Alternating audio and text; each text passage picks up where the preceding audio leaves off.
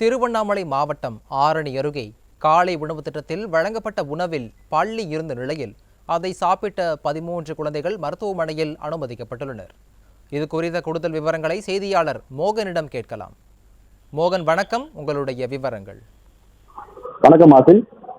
திருவண்ணாமலை மாவட்டம் ஆரணி அருகே அரசு தொடக்கப் பள்ளியில் பள்ளி விழுந்த காலை உணவை சாப்பிட்ட சுமார் 13 குழந்தைகள் மயக்கம் ஏற்பட்டு ஆரணி அரசு மருத்துவமனையில் தீவிர சிகிச்சை பிரிவில் அனுமதிக்கப்பட்டுள்ளனர்.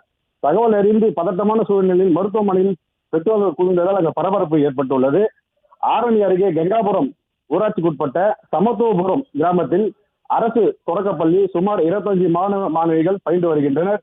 மேலும் இந்த பள்ளியில் தமிழக அரசு மூலம் வழங்கப்படும் காலை உணவு திட்டத்தில் அதே கிராமத்தை சேர்ந்த மேகலா என்பவர் உணவு வழங்கும் சென்டர் எடுத்து உணவு வழங்கி வருகிறார். இந்த நிலையில் இன்று வழக்கம் போல பள்ளிக்கு வந்த மாணவ மாணவிகளுக்கு காலை உணவு சேமியா, உப்மா உள்ளிட்ட உணவுகளை வழங்கப்பட்டுள்ளன. இதனை சுமார் 13 மாணவ மாணவிகள் உணவு அருந்தியுள்ளனர்.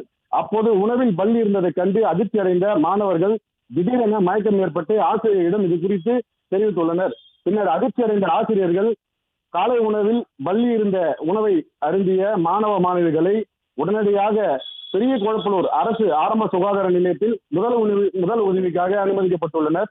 மேலும் பின்னர் சிகிச்சைக்காக ஆரணி அரசு மருத்துவமனையில் தீவிர சிகிச்சை பிரிவில் தற்போது அனுமதித்துள்ளனர்.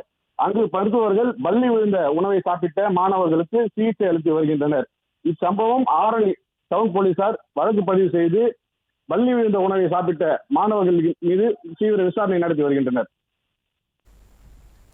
கூடுதல் விவரங்களுக்கு நன்றி மோகன்.